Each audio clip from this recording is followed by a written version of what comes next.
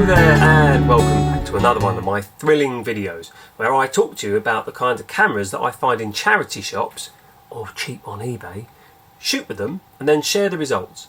Today we are going to be looking at the Olympus U-Mu2 Zoom 170. Yes, that's a mouthful. And it's actually quite a treat to be sharing one of these cameras with you because they're actually quite difficult to find out there, at least in this part of the UK, and they're fantastic cameras. So just before we kind of jump in and have a little look at the camera, I'll just try and give you a little bit of history on it, as much as I've been able to find out. So the Olympus U range, I think it's called, or the Mu range, started out in 1991. And even now, if you go onto eBay and type in Olympus Mu 1 point and shoot, the earlier models, they take crazy money. You're talking maybe 150, 200, 250 pounds, sometimes more. They're really seriously revered cameras and they take fantastic shots. I've seen some stuff online and they're just fantastic, so I think they legitimately hold their value for a reason. But anyway, the camera that we are looking at here came out 10 years after the original range. This came out in 2001 and was part of the 10th anniversary celebrations for the Olympus U or Mu range. Not quite sure how to which one to say. So yeah, this came out in 2001. There was a model of this camera that came also with a remote control. This one may have come with remote control, but I haven't got that, like a little infrared remote. And there was also other models with a date, kind of date stamp model, but this one doesn't have it. But we'll get into that a little bit in a minute. This camera is all-weather construction, so obviously you can't kind of go under the ocean with it and swim with it, but you can go out in, you know, in rain, in kind of poor conditions. And it's an all-weather construction camera, so that's pretty cool in itself. Before we jump into it, as with a lot of these cameras, this takes a CR123 battery. So I'm just going to pop that into the camera and then we will continue the review. Okay, so just before I shut this up, I just want to show you. So the battery compartment, you know, this little area here, you can just pull it open. But if you look at the inside, you can see how this is being constructed. Now, I'm not 100% sure, but I think this is part of the kind of all-weather construction because I've never quite seen quite a well-made, almost protector of a battery inside the camera. So I think that's in regards to it kind of being an all-weather construction. So I just thought I'd show you that. But battery's in the camera, so we can shut it up and we can start the review. Okay, let's get on with it. All right, so let's open the front of this camera. Now it's a very simple way of doing it. You just pull it across. There's no other buttons or release mechanisms. It's a case of just pull it across. So as you do so, as you just saw there, the flash pops up as well.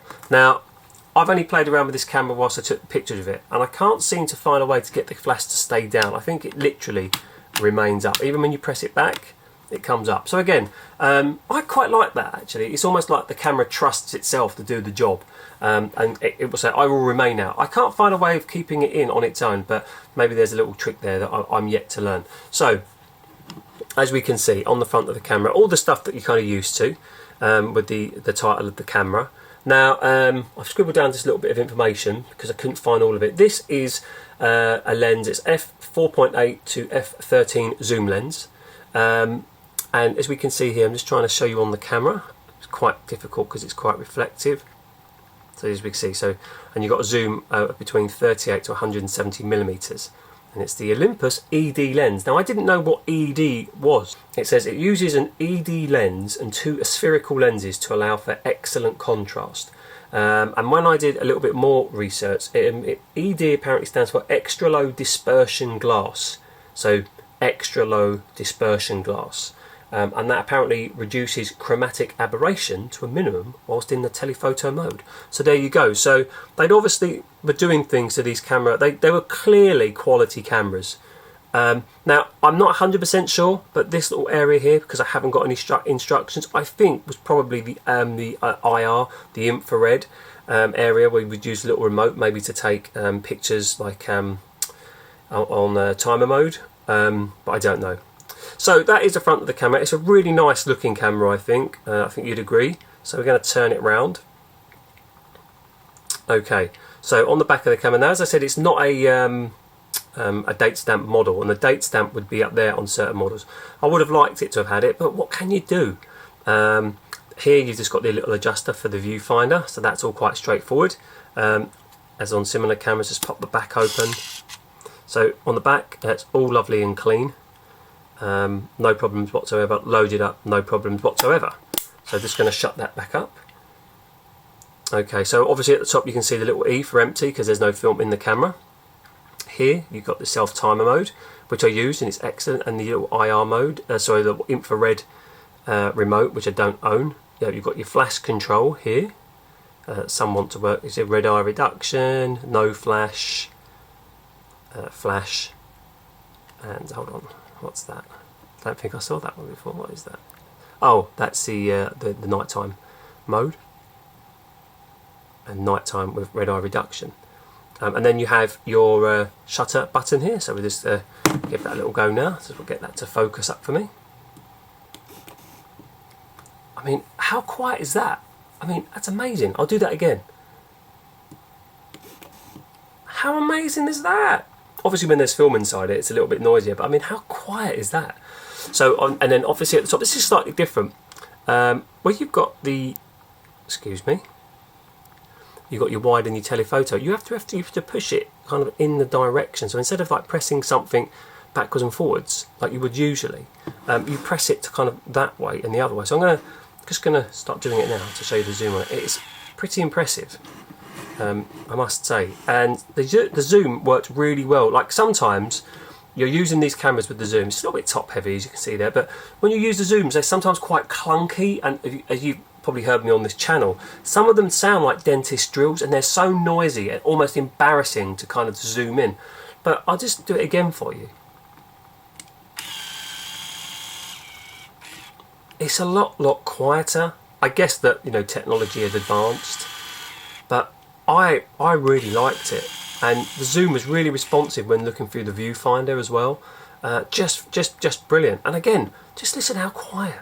1, 2, 3. Just amazing. So, you know, there isn't a great deal more to show you on this camera, but what I want to say, I'll just show you the bottom quickly. Just a standard, you know, tripod hole, a serial number, film rewind. What I wanted to say was, in your hand, this was effortless. It felt so light in your hand. Taking the pictures was just absolutely effortless. And there's something about certain Olympus point and shoot cameras that I'm really coming to appreciate. Earlier on in the series of what I've shot on the Focus On series, you would remember that I did the AF10 Mini, and that was just amazing. That is also an Olympus camera, and I think the only other point and shoot I've kept is a Pentax, but it just seems that I think Olympus must have just absolutely nailed this market, and I have just got no complaints about this camera at all.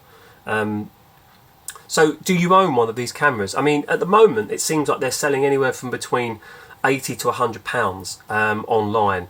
I did not pay that. If I told you what I paid for it, you'd gasp, because it was just I got it for a really silly price.